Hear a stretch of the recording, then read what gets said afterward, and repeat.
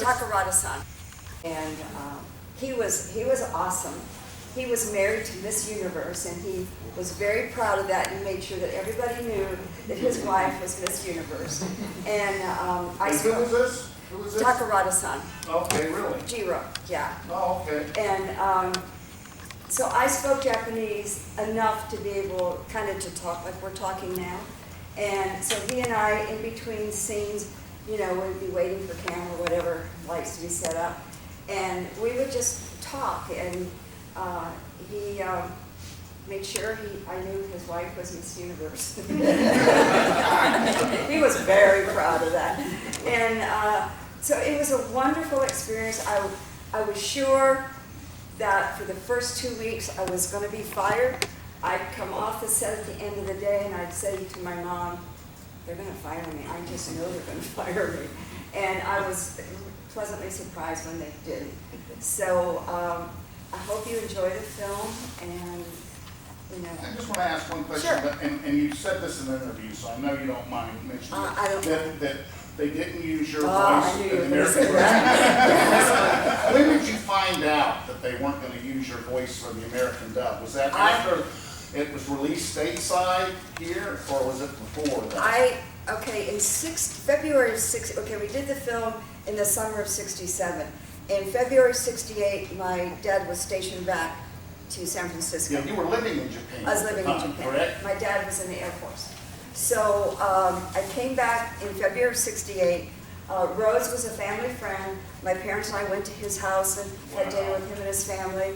And Rhodes said to me, "We've dubbed the film." And I said, "What do you mean you've dubbed the film?" Well, he had a SAG contract, a union contract.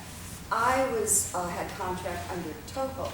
So I did not have a union contract. I get no residuals. You know, Rhodes would get residuals. I got no residuals, you know. So I don't know Arthur Rankin's motive or reason, but if he were alive today, I would slap him. Because, I was not an actress. And I figured, I don't care how bad of an acting job I did, I had to sound better than that cartoony. Yeah. So, and I never told anybody I was in the movie because I was so embarrassed. So none of my friends, until 50 years later, said, "What? You were in a movie?" So, you should be very yeah. proud of it. You don't know how many people love the film. I had no idea. I had It's no a perennial favorite. Yeah, I had no idea. I got a phone call out of the blue. He said, "Hi, my name is Brett Hominick, and I live in Japan." I was at work. I said, "Oh my gosh, I used to live in Japan too." And he says, "I know." He says, "I've been looking for you." And my first thought was, what did I do? I try to follow the rules. And he said he'd been looking for me, but Lyndon Miller is like John Smith, you know? I mean, there's a million of us. In fact, when I first moved to California after we came back, I went to LA, wanted to be an actress, you know, that whole thing. And I used to get phone calls for Lyndon Miller that was a Playboy bunny, Lyndon Miller that would have wild parties at the beach, you know. I said, "No, wrong Lyndon Miller." So, you know, finding me was like impossible unless you had some tidbit. You actually acted under a different name. Leslie Michaels, yeah. Right. So he said the reason he found me is because my first love, Natsuki Yosuke, who was a Toho actor, said, "Oh, her name is Linda Jo Miller," and that's how he found me. No kidding. Yeah, so.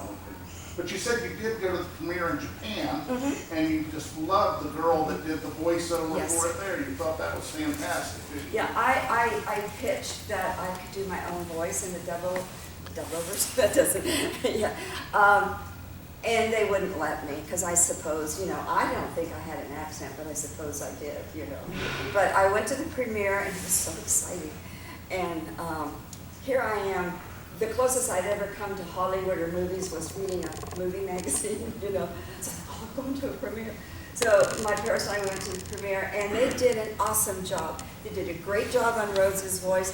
They did a great job on my voice, and I felt really proud. Wow, Yeah. what you've done over there. Yes, Mike, yes. that's really good. Yeah. And so it was a wonderful experience. And as I look back on it, I had no idea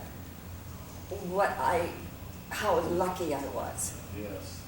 How long has it been since you've actually viewed the film? Has it been- I have never seen it on the full screen. Well, I know you gotta go do the I know, photo stuff. but I know. But just stay for a couple minutes, because this is a beautiful print. You're not I gonna love, regret seeing I it. love I've seen the widescreen, beginning. Yes, Yeah. you're not gonna regret it. Okay, all right. I took your picture. Go for it. Because you guys all take my picture and I like to have this for my memories. I'm gonna do a video if it's okay.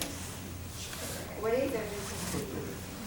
Okay, we are in Atlanta at Monsterama, and I think today's October 28th, 2020. 28, right?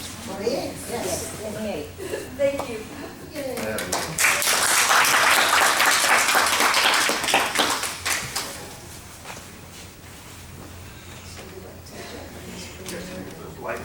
You let Yes. me know about the sound.